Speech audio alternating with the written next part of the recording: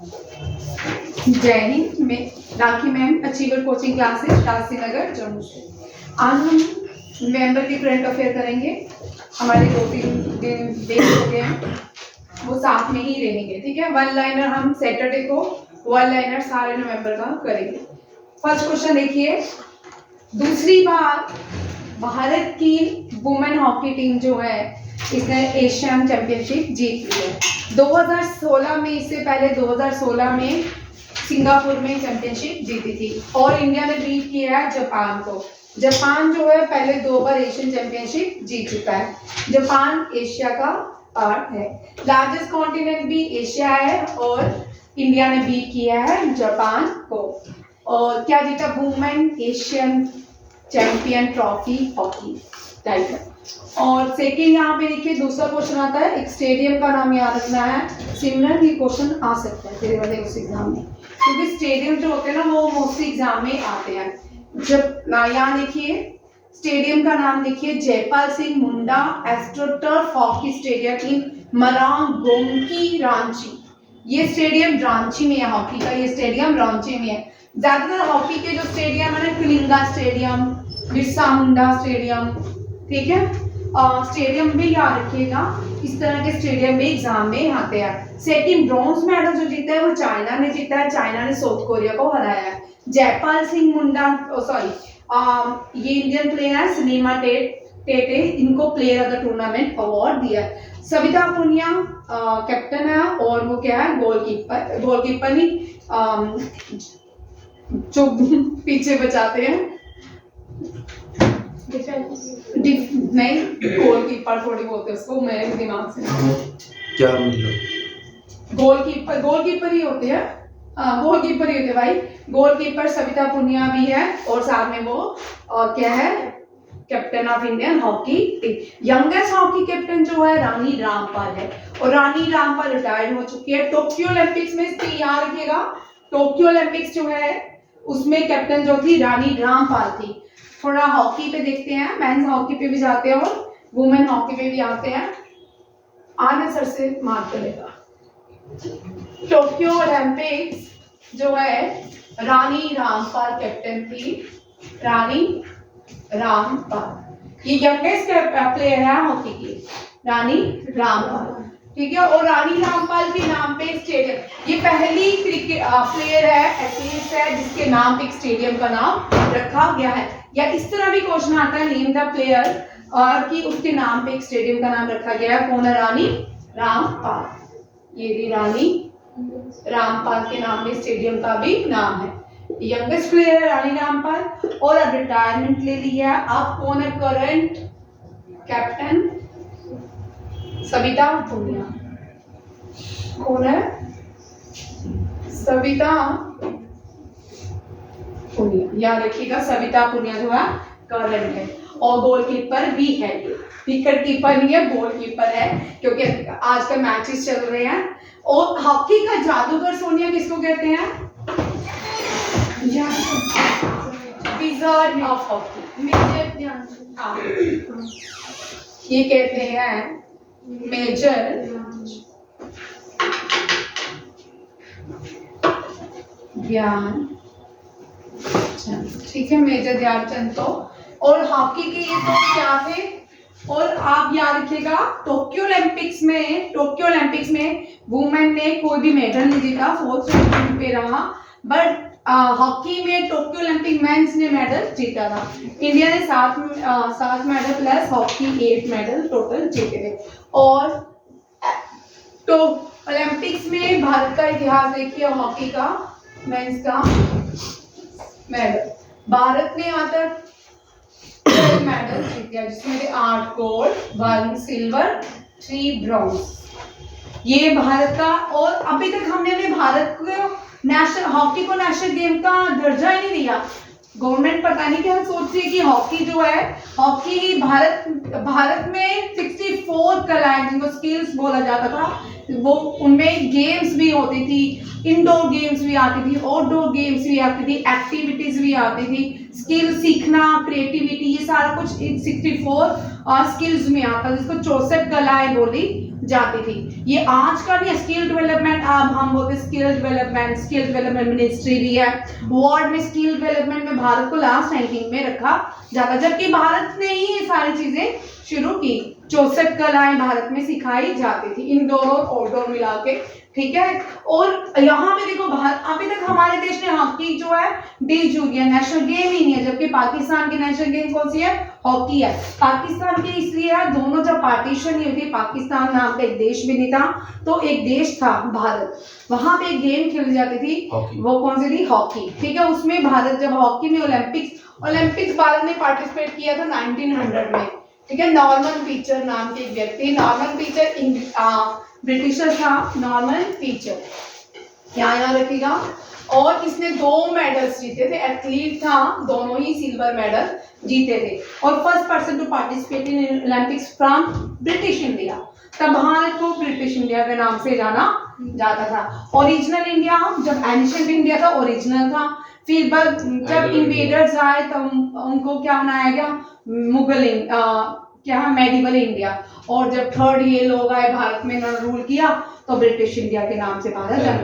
तब जब पार्टीशन होगी भारत की, तब जो अच्छे प्लेयर से आधे जो पाकिस्तान चले गए और कुछ जो भारत रह गए। उसके बाद एक ही जर्मनी का जो बर्लिन ओलंपिक्स हुआ था, उसमें मेडल आया था गोल्ड 8-0 के साथ, वो इंडिया की टीम ने जीता था। तब पाकिस्तान नाम का देश भी था, ठीक है। इससे जब पार्टीशन होगी तो धर्म के नाम पे, हमारे रिलीजन के नाम पे देश की पार्टीशन हुई।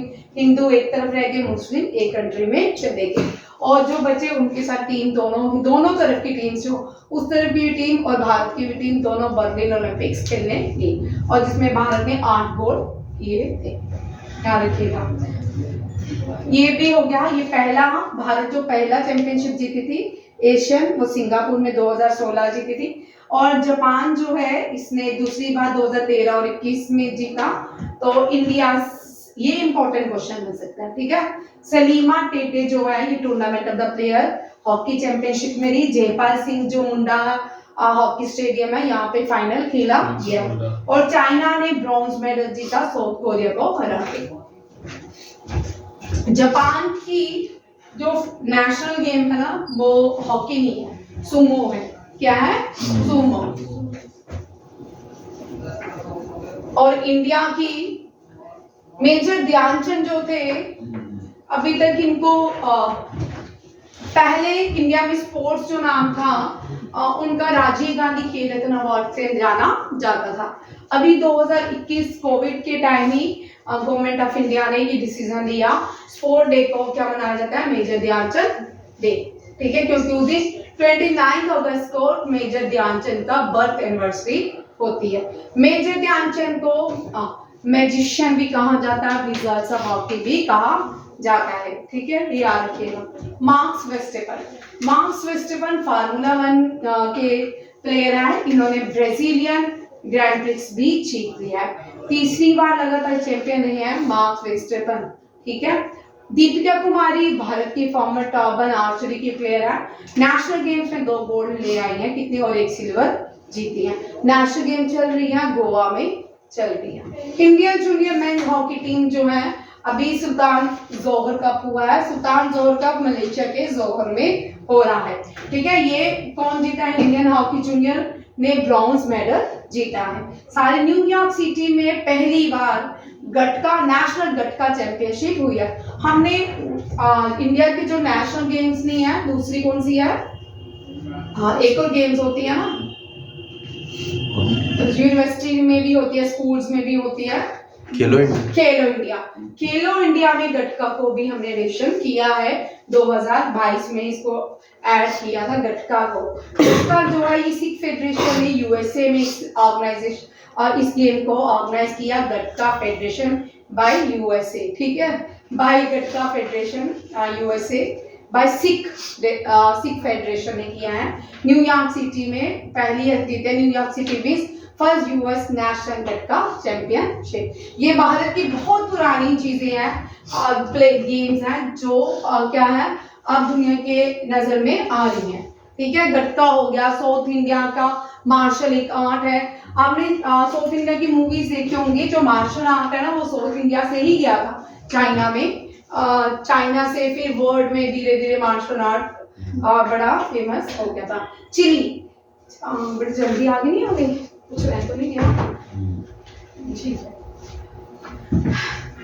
चिली साउथ अमेरिकन कंट्री है। ये भारत की 95 मेंबर बन गई है इंटरनेशनल सोलर अलायंस की। इंटरनेशनल सोलर अलायंस की 95th जो मेंबर बना है वो चिली बना है। सैंटियागो इसकी कैपिटल है, याद रखिएगा, सैंटियागो इसकी कैपिटल है। अभी रिसेंटली मैंने आपको ये डिस्कस किया था, पूरा ही क्वेश्चन करवाया था सोलर इंटरनेशनल सोलर अलायंस के ऊपर। 6 इंटरनेशनल सोलर अलायंस की मीटिंग न्यू दिल्ली में हुई और इसको चेयर किया था आर.के. सिंह ने। किसने? Energy power energy minister R K. Singh ने। उसके बाद ये जो सोलर अलायंस जो है ना भारत का इनिशिएटिव है, इसका याद रखिएगा। इंटरनेशनल सोलर अलायंस का हेडक्वार्टर गुरुग्राम हरियाणा में है। कहाँ पे है? गुरुग्राम हरियाणा में। अब तक कितनी कंट्रीज जो है मेंबर बन चुकी हैं? 95। कभी कभी क्वेश्चन आता है name the 95th country who join international solar alliance. कौन सी है? चिली। और यहाँ पे एक और याद रखिएगा, ये इंटरनेशनल सोलर अलायंस 2000 कब बनाया गया था? 21 पे, जब COP21 हुआ तब इसको 2021 पे नहीं, 2018 या 19 में इसको बनाया गया था। COP21, COP means conference of parties, ठीक है, क्लाइमेटिक एग्रीमेंट कॉन्फ्रेंस होती है, वहां पे इंडिया ने इसको लॉन्च किया था। किसके साथ? इंडिया और फ्रांस के साथ मिलके। एमेन्यूल मैक्रोन तब प्राइम मिनिस्टर थे शायद। अभी कौन है फ्रांस के? अभी एमेन्यूल मैक्रोन है ना फ्रांस के प्राइम प्रेसिडेंट, ठीक है। चलिए नेक्स्ट देखते हैं। चिली जो है साउथ अमेरिकन कंट्री है। ज्यादातर दुनिया में दो लैंग्वेज जो है ना उनको ओल्डेस्ट लैंग्वेज बोला जाता है। एक तो संस्कृत, एक लैटिन लैंग्वेज, ठीक है।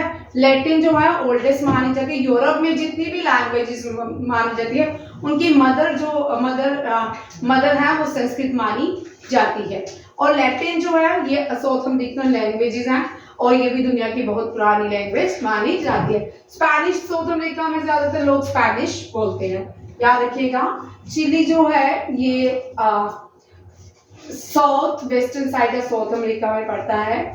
ज्यादातर लोग स्पेनिश बोलते हैं। अंटार्कटिका कॉन्टिनेंट का एक पार्ट माना जाता है। यहाँ पे क्वेश्चन देखिए, लॉन्गेस्ट कंट्री ऑन अर्थ, ये दुनिया की लॉन्गेस्ट कंट्री मानी जाती है। कौन? Chile. Largest country by area जो है वो रशिया है। India largest country by area 7th number पे आता है।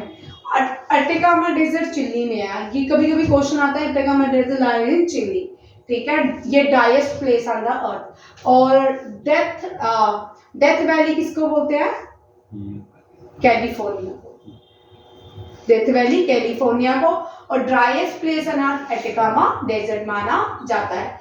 चिली के नाम में पेरू है। यहाँ पे एल नैनो चलती है। एल नैनो वार्म करंट होती है, ठीक है, पैसिफिक ओशन से चलती हैं। और जहाँ पे भी एल नैनो आती है वहाँ पे हवा की वजह से, गर्म हवा की वजह से रेनफॉल कम होता है और सूखा पड़ने के चांसेस रहते हैं।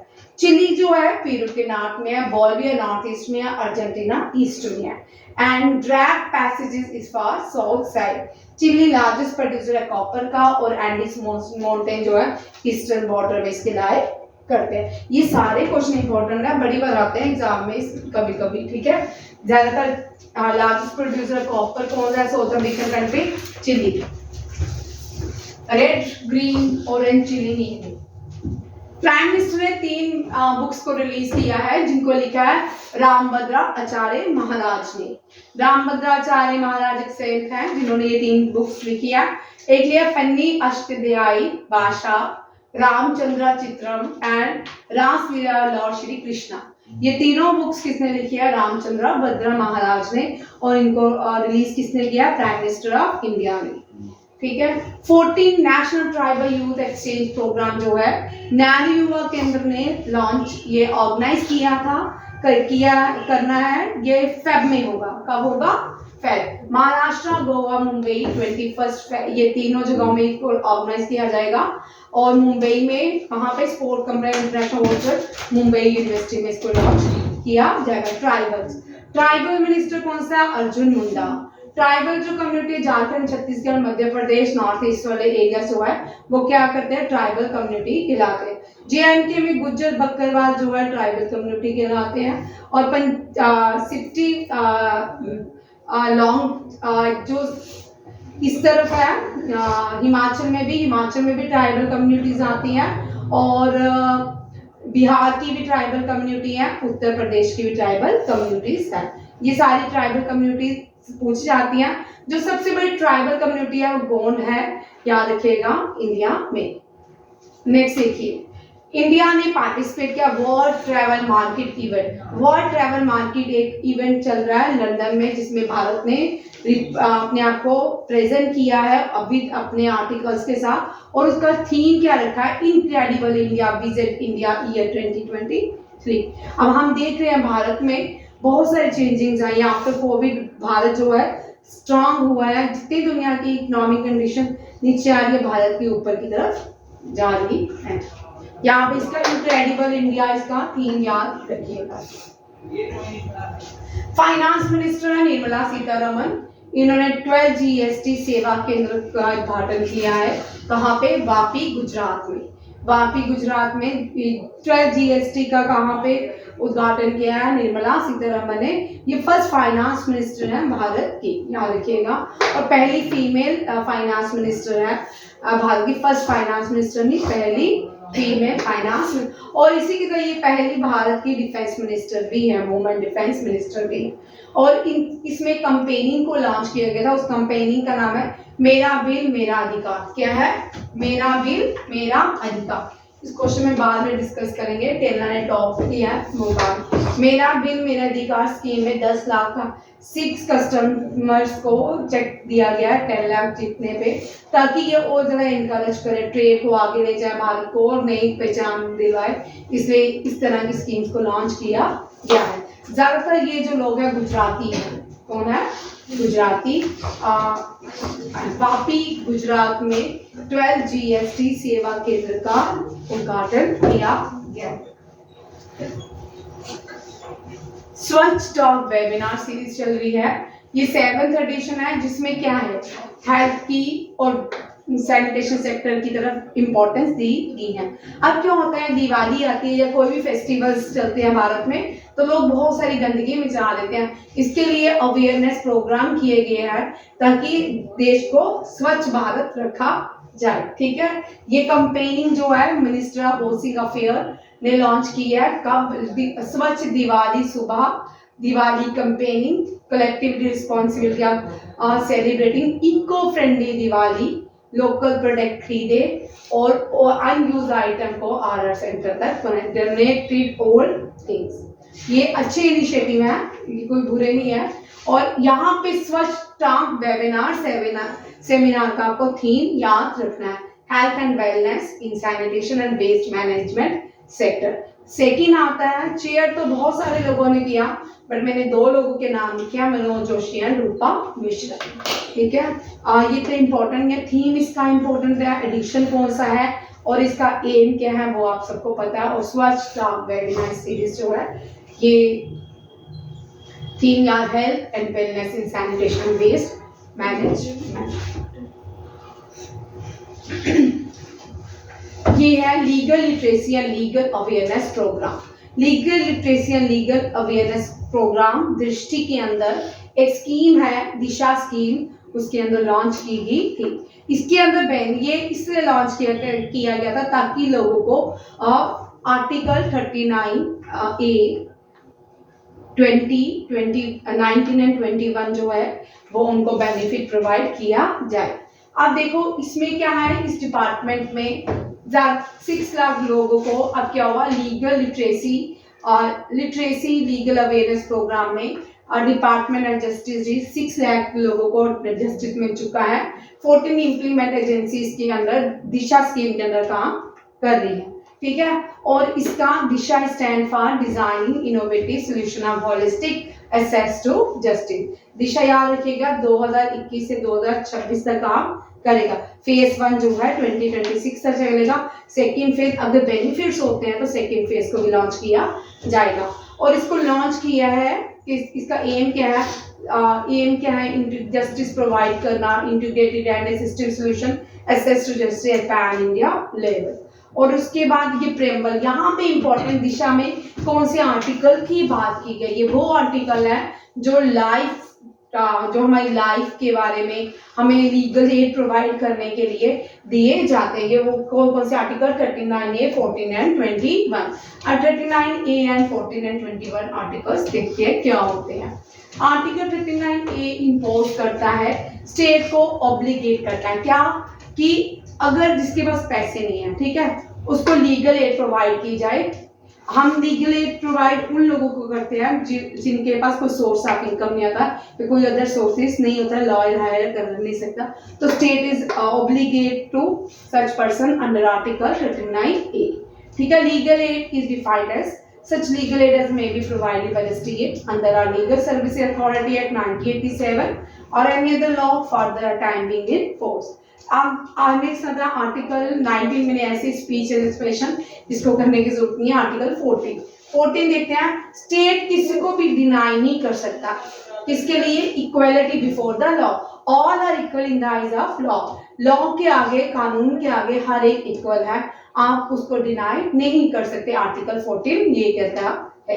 ठीक है, आर्टिकल 24 जो 1949 में कॉन्स्टिट्यूशन में लाया गया था, उसमें हमारी protection of life and personal liberty. अगर कोई भी इमरजेंसी हो जाती है देश में, ये वो जो आर्टिकल 20 एंड 21 है कभी भी इन्फ्रिंज नहीं होते।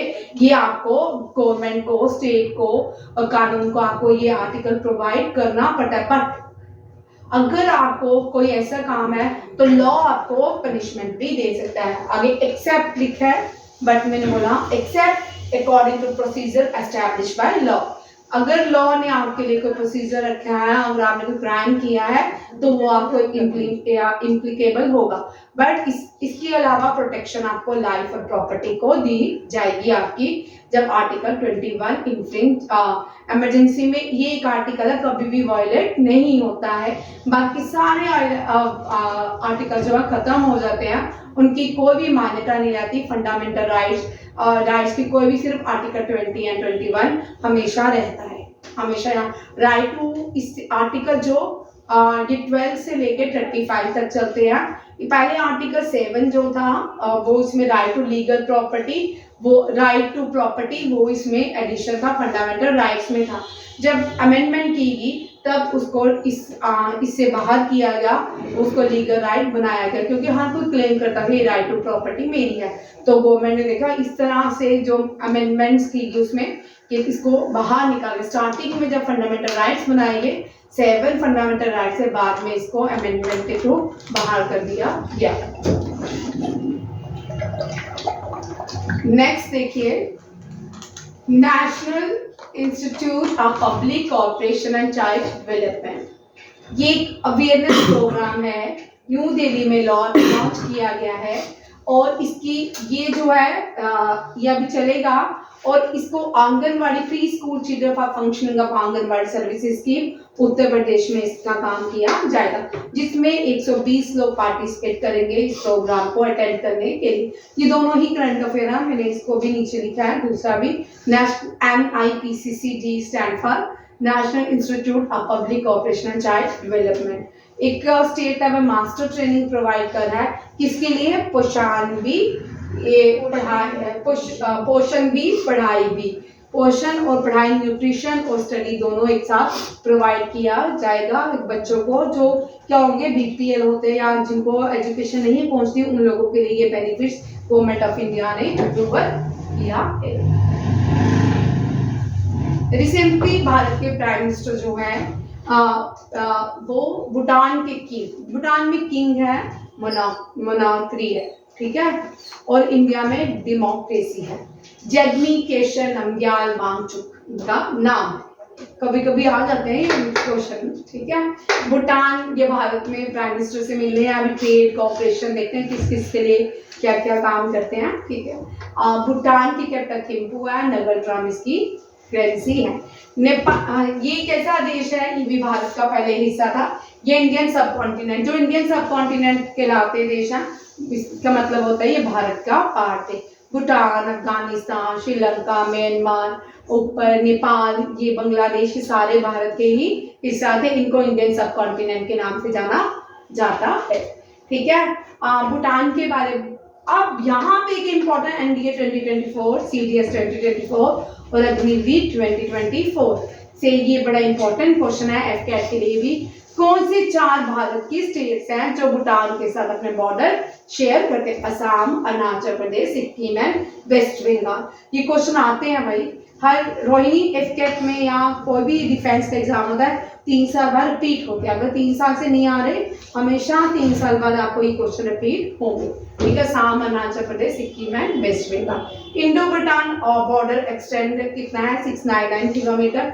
जब जिस तरह अफगानिस्तान जब भारत से अलग किया ना, बहुत विरोध हुआ। डूरेन लाइन जब खींची गई, अफगानिस्तान कभी नहीं चाहता था कि उसके और भारत के बीच कभी डूरेन लाइन खींची जाए। आपने बहुत सारी मूवीज देखी होंगी, सारागढ़ी की लड़ाई देखी होगी, वो एक डूरेन लाइन का एक बदला था सारागढ़ी की लड़ाई, ठीक है। और बहुत सारी जो आज भी जो तालिबानी है वो डूरेन लाइन को नहीं मानते पाकिस्तान के साथ। वो बोलते हैं खुला ओपन बॉर्डर है, हमारा ही देश है, ठीक है। वो डूरेन लाइन को नहीं मानते।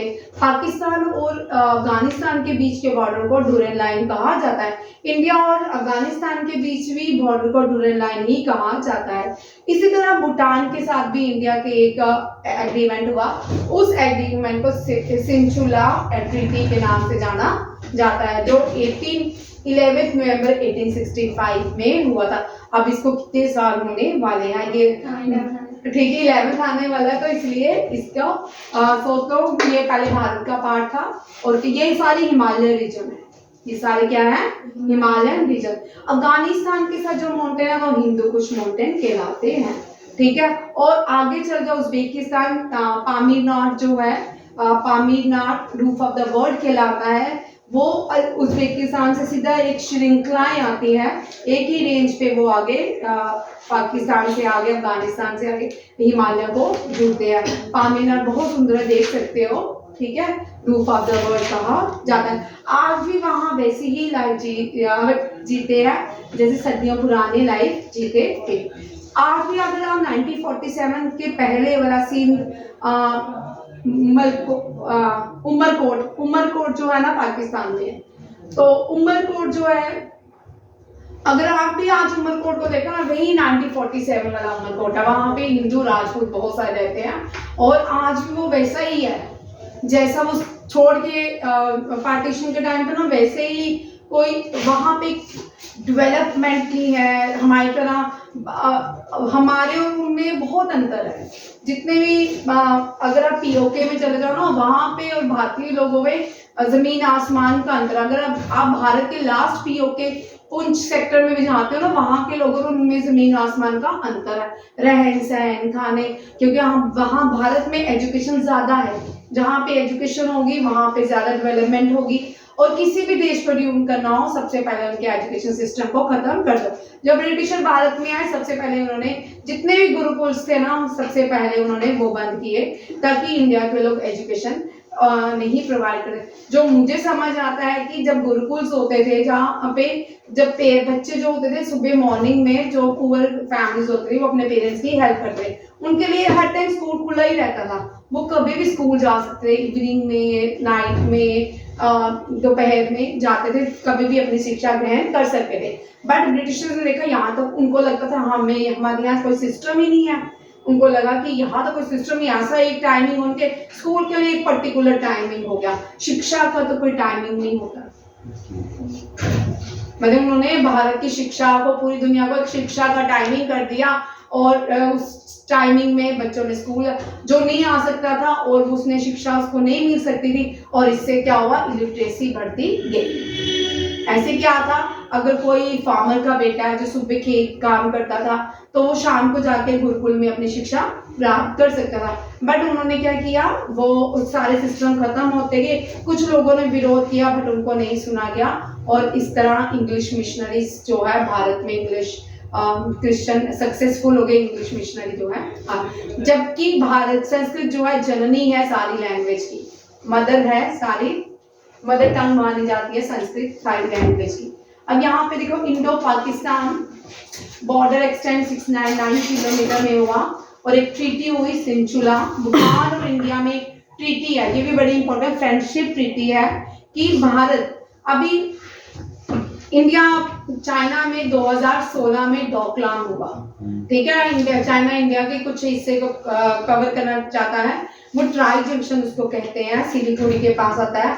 और भूटान ने सबसे पहले भारत को, भूटान से उनसे हैंडल नहीं हुआ तो इन्होंने इंडिया को रिपोर्ट की कि आप हमारी हेल्प करो, और वो हेल्प किसकी वजह से, treaty of friendship. Treaty of friendship में तो हमने इसको हेल्प करनी साथ में हमने भूटान के किसी भी इंटरनल जो मैटर उस पर हम नहीं बोल सकते, क्योंकि हर एक कंट्री का सॉवरन है। भारत सॉवरन है, हमारे ऊपर किसी का भी कंट्रोल नहीं, इसका यहाँ भी इनको ओनरशिप भी सकती है, non interference in internal affairs, ठीक है। और भारत जब चाहे तेरे ना वाटर का कर इसमें आता है ठीक है, तो भारत जब चाहे तब क्या कर सकता है, इसकी हेल्प करने भारत क्या है, लाइबल है कि वो उसने भूटान की एट एनी टाइम हेल्प कर रहा है।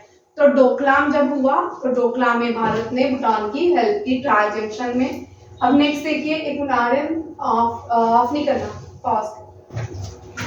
थैंक यू, आज का क्लास सेशन इतना ही रहेगा। जय हिंद।